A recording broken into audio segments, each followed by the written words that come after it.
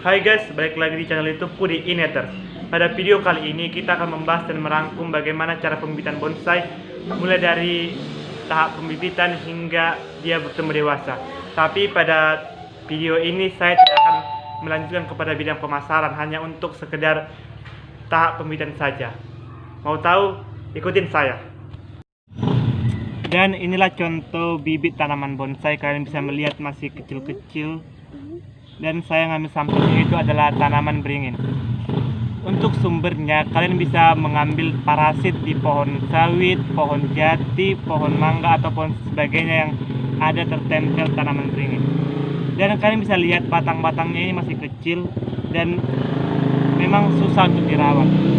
Dan di sini saya akan mengasih tips bagaimana agar nantinya saat tumbuh batangnya ini tumbuh besar dan memiliki akar yang indah. Kalian tinggal perlu ngambil cutter, dan pada batangnya kalian perlu mensayat bagian tengahnya tapi tidak tembus ke atas, alias menghasilkan sebuah lubang seperti ini. Dan sudah ada lubang kan? Lalu ambil sebuah batu kerikil seperti ini.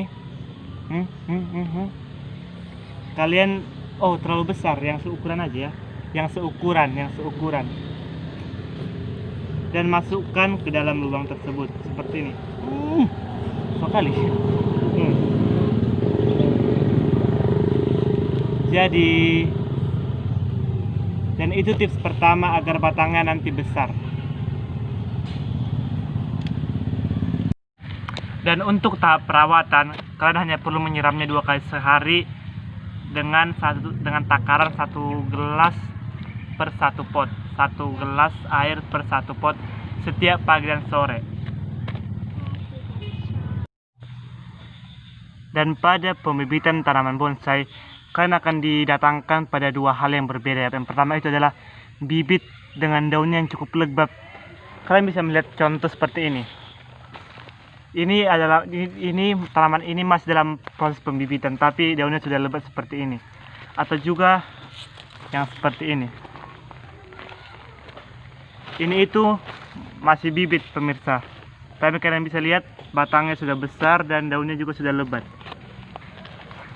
Dan di lain sisi ada bibit bonsai yang hanya berupa batang dan daunnya yang sedikit, alias dia sering rontok. Karena memang ada berbagai faktor, misalnya itu adalah cuaca yang tidak beraturan, misalnya kemarau berkepanjangan atau hujan berkepanjangan sehingga debit air dalam potnya itu terlalu full, atau istilahnya itu adalah kebanyakan. Seperti inilah contoh tanaman bibit bonsai yang hanya berupa batang saja. Tapi saya hanya mengingatkan kepada Anda bahwa jika bibit bonsai Anda seperti ini, itu hanya sebuah proses ya, hanya sebuah proses menuju kedewasaannya. Mengapa? Karena apa ya? Karena memang ini yang perlu. Mengapa perlu? Karena dalam bonsai yang utama itu bukan hanya sekedar daun, bukan hanya sekedar daun yang lebat, bukan hanya sekedar batang yang indah, tetapi yang perlu diutamakan dalam tanaman bonsai adalah bagaimana konstruksi dan penghiasan, pembentukan dan perencanaan bentuk dari akarnya tersebut.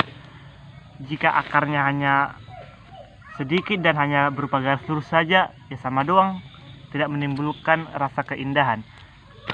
Dan bagaimana cara menghadapi jika tanaman bonsai Anda seperti ini? Itu hanya bergantung pada takdir, takaran dan penguasaan diri.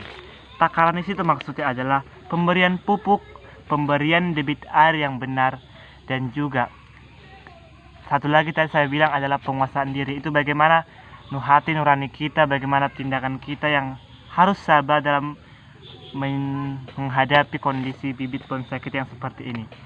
Tapi ya jadi kayak sedikit, tapi jika kita mengingat bahwa usaha itu kan tidak sia-sia. Jadi mau tanaman bibit Anda bonsai seperti ini maupun yang seperti ini, jika penguasaan diri Anda bagus, hasilnya bisa menjadi seperti ini. saya mau cerita bahwa ini dulu itu hanya seperti yang tanaman batang saja, sekedar batangnya saja. Kalian bisa lihat batangnya begitu besar seperti ini.